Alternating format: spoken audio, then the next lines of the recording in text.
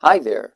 Welcome to Dr. English YouTube channel. This is Dr. Mofi, a PhD in Applied Linguistics. I've been teaching for many years, and today's lesson is about basics of morphology or Morphology 101. Actually, I'm not going to teach you an academic course here in this particular video, right? What I'm going to do is just to list a few endings, suffixes, prefixes, all of these affixes that we use in English in order to just to have an idea or to give it a guess what we are dealing with, whether it's a noun, a verb, an adjective, or an adverb. Well, I started with this funny example, or my classic example I always give my students in the classrooms, and that is a competitor is one who competes in a competitive competition competitively. As funny may sound, it is a correct sentence, right? There's nothing wrong with this structure that I used here. I just wanted to draw my students' attention to what it is that we use as a subject or as a verb or as an adverb or noun, right? So if you have, for example, competitor here, as you can see, it's a noun. Compete is a verb. Competitive is an adjective. Competition, noun, again another noun, but it's a little bit different from this noun, competitor. This is a subject noun.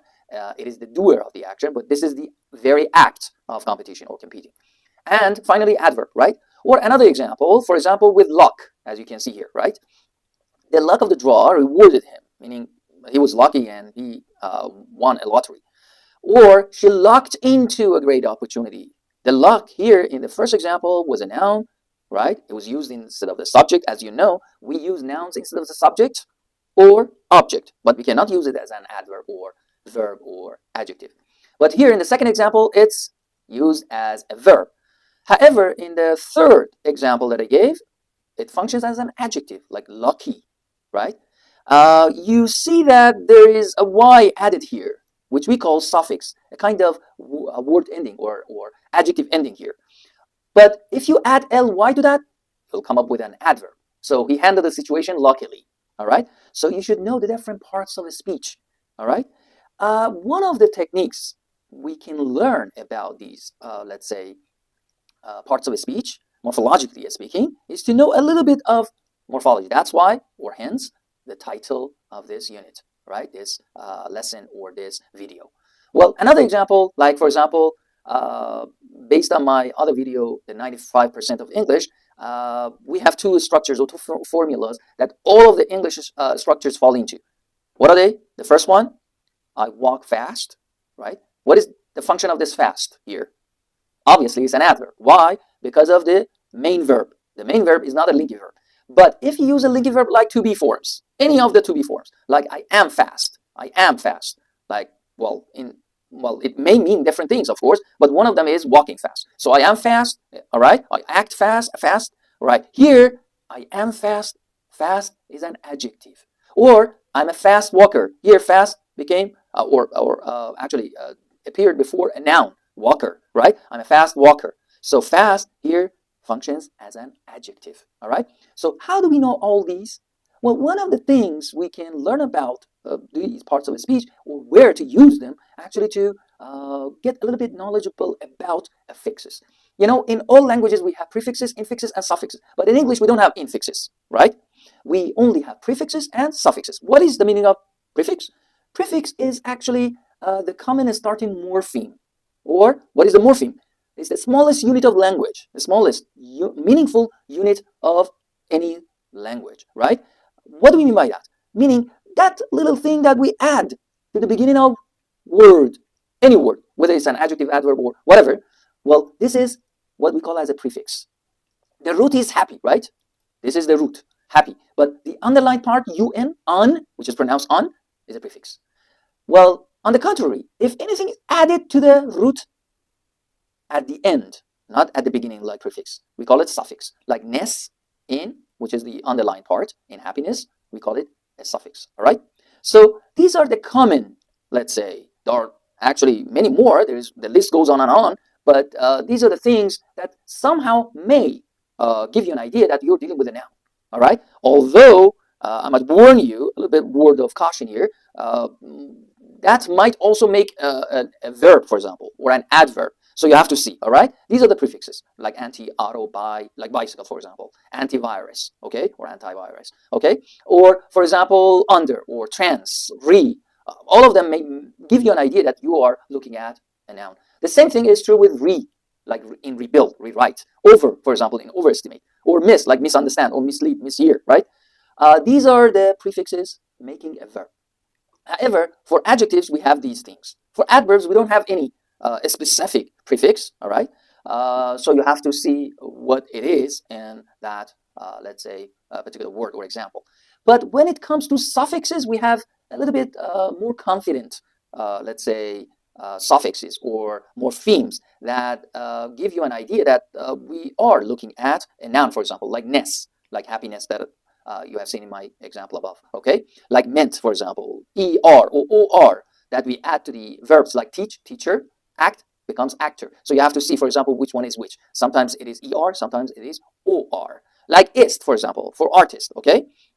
The same thing goes on and on, like with the other words, like ship, for example, friendship, all right, or leadership. For verbs, these are the most common suffixes, all right, like brighten, lengthen. As you can see, we added to the end of the word bright, and well, you have a verb. Or strength becomes strengthen, which is a verb. Strength is a noun, right? Bright is an adjective, but when you add en to it, you make a verb, okay? Well, and don't forget, we also have the en as a verb making prefix, not suffix. Like, for example, enlarge. Large becomes enlarge. Large is an adjective, enlarge a verb. But that is a prefix. This one, we are looking at suffixes, the verb ending or the word ending, not beginning, actually. Well, for adjectives, these are the most common ones, like able or ible. So you have to check up your dictionary to see which one is applicable to which word. Like read, for example, becomes readable with a at the beginning, but accessible with I. All right. S or ios, like dangerous, curious. Ik, like historic, for example. All right. So you know that this is an adjective. It's nothing else. Factual is an adjective. All right. The same thing is true with productive. You know that IVE makes an adjective. All right. So the list goes on, as you can see here.